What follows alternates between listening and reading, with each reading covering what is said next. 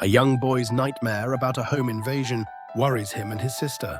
Their father, Chris Crawford, playfully teases him, but their mother, Alison Crawford, tells him to stop, reminding them of their upcoming trip to Disney World. Later that night, the children notice their dog, Ben, is missing and go outside to find him eating from a dish. A figure closes the door behind them.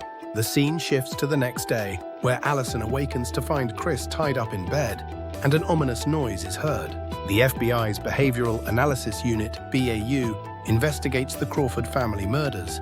Initially ruled a murder-suicide with Chris as the perpetrator, however, similarities to another case suggest otherwise. The unsub restrained the victims in a way that left no evidence. Agent Spencer Reed interviews Eric Miller, the incarcerated ex-husband of the murdered woman from the previous case. Agents Morgan and Hotchner break into the Crawford home to assess the interior and surroundings. The house appears pristine, but they discover water damage behind the curtains, revealing that Alison Crawford spent money on things friends could see, but neglected what they couldn't. Hotchner realizes the unsub must have had access to the dog's collar to disable the alarm. The BAU's investigation into the Crawford murders intensifies, revealing the family was in deep financial debt, with Alison Crawford holding secret accounts. The team searches the unsub's messy apartment, finding a drawing signed by Emily Crawford, which connects to Eric Miller's deceased son.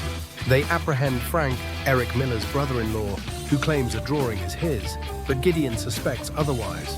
During interrogation, Frank reveals Alison Crawford confided that her husband, Chris, disapproved of their relationship. Frank recounts visiting the Crawford home and seeing a friend, leading Gideon to realize that Alison was pleading for help.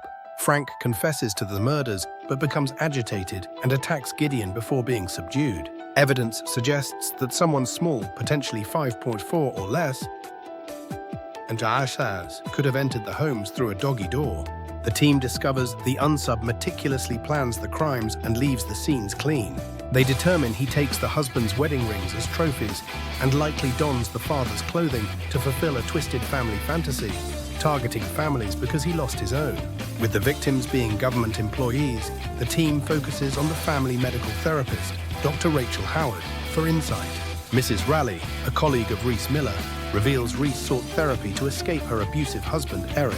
Garcia and Reed investigate Dr. Howard, and a disturbing image of a child being forced to paint emerges. Hotchner confronts Dr. Howard, initiating an interview that is abruptly cut short. Hotchner and Morgan question Rachel Howard, who reveals Carl Arnold handled the Crawford family's case and was the therapist assigned to the Miller family. When Arnold becomes unreachable, the agents rush to his office, finding it decorated with children's artwork. Howard reveals Arnold is recently divorced and his ex-wife and children live in Idaho. Hotchner speaks to Faye Arnold, who reveals Carl called earlier, rambling about the importance of family and with children's voices in the background.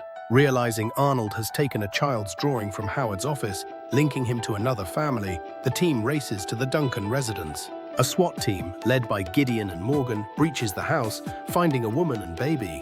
Hotchner and Morgan descend into the basement, where they discover Arnold holding a baby and the father restrained. Hotchner secures the infant while Morgan subdues Arnold. Back at the BAU, the team reviews the case, finding no foreign DNA. They present crime scene and family photos to Arnold, attempting to elicit a confession, and reveal they have his journals. The team notices inconsistencies in the crime scene photos.